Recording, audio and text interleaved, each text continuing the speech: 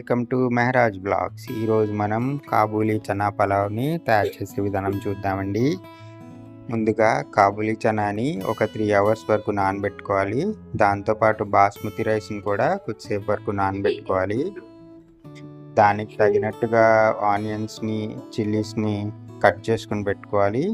Plus దాంతోపాటు టమాటా, పెరుగు, ginger garlic paste, కొత్తిమీర, పుదీనా అండ్ దాంతోపాటు లవంగాలు, ఇలాచీ, దాల్చిన చెక్క, పువ్వు అండ్ బిర్యానీ ఆకుని యాడ్ చేస్తాము. దాంతోపాటు కొంచెం సాఫ్రాన్ కూడా యాడ్ చేస్తాము ఇందులో.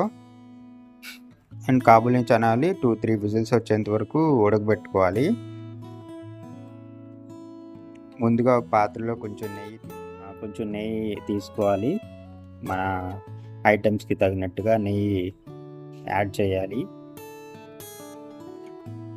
దాంట్లో మనం జాపత్రి, స్టార్ అనీసు, దాల్చిన చెక్క, యాలకులు అండ్ క్లౌస్ని యాడ్ చేసాము.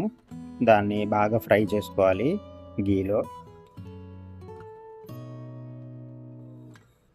అది బాగా ఫ్రై అయిన తర్వాత మనం కట్ చేసుకున్న ఆనియన్స్ని, చిల్లీస్ని యాడ్ చేసుకోవాలి. క్యాష్యూస్ని దాంట్లో మనం జింజర్ గార్లిక్ పేస్ట్ యాడ్ చేస్తున్నాము. వీటన్నిటిని బాగా ఫ్రై చేసుకోవాలి. దాంట్లో మనకి తగినట్టుగా ఉప్పు, కారం, పసుపు కూడా యాడ్ చేస్తాము.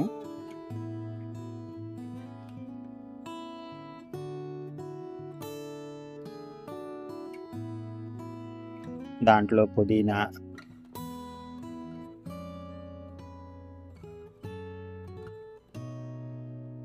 కొత్తిమీర,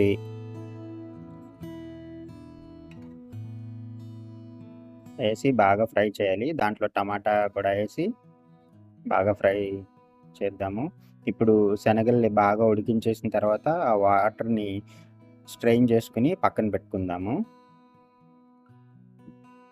ఆ కాబూలీ చనాల్ని ఉడికిపెట్టిన కాబూలీ చనాల్ని ఆ పాత్రలో వేసేసాము.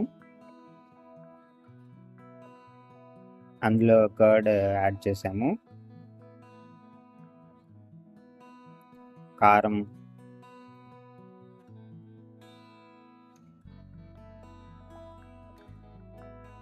పసుపు, ఉప్పు టేస్ట్కి తగినంత వేసుకోవాలి. వేసి బాగా మిక్స్ చేసిన తర్వాత వాటర్ పోసుకోవాలి. మనం ఇందాక స్ట్రెయిన్ చేసిన వాటర్ ఉంది కదా కాబూలీ చనాది, ఆ వాటర్ని మనం ఇక్కడ యూజ్ చేస్తున్నాము. ఎందుకంటే దాంట్లో ఉండే ప్రోటీన్స్ అన్నీ పోకుండా. ప్లస్ అది వేసిన తర్వాత కొద్దిసేపు వరకు ఉడకబెట్టుకోవాలి.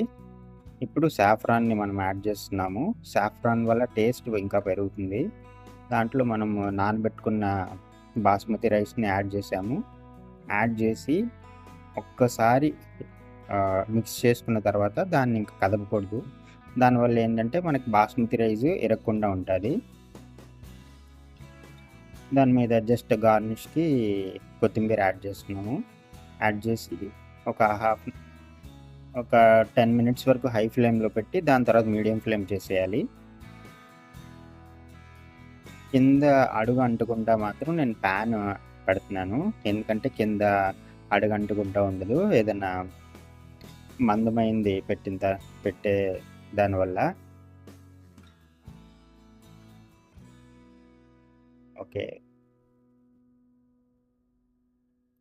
చూసారు కదా, టేస్టీ కాబూలీ చనా పులావ్ రెడీ అయిపోయిందండి.